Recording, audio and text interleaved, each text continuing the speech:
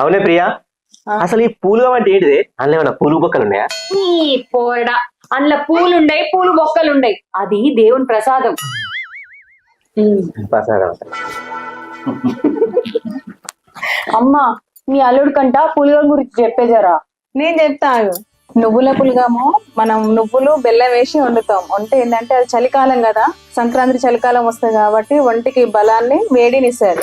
అందువల్ల ఫస్ట్ పొద్దుగాల ఏంటంటే పంటలు ఇప్పుడు నాట్లు వేసుకొని పచ్చగలుపులు తీసే టైం కాబట్టి పంట దిగుబడి మంచిగా రావాలి, రైతులకు మంచిగా లాభాలు రావాలి, పంటకి ఎలాంటి రోగాలు రాకుండా ఆ నువ్వుల ఫస్ట్ పులగం తీసుకెళ్లి పంట మీద చల్లుతారు.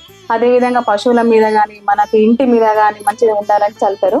ఇంకా మనం తింటాం, ఇంకా ప్రతిరోజు ఎప్పుడు చేయం కాబట్టి ఓన్లీ సంక్రాంతికే చేసుకుంటాం నువ్వుల పులగం. ఖచ్చితంగా ఆ రోజు తింటే మనకి నువ్వులు కొంచెం రక్తాన్ని ఇస్తుంది. అదే విధంగా బెల్లం అనేది వేడిగా ఉంటుంది, నువ్వులైనా బెల్లమైనా. అందుకని ఖచ్చితంగా ప్రతి సంక్రాంతికి పులగం వండుకుంటాం. ఇది పులగం అంటే. అల్లుడు, పులగం అంటే అదన్నమాట.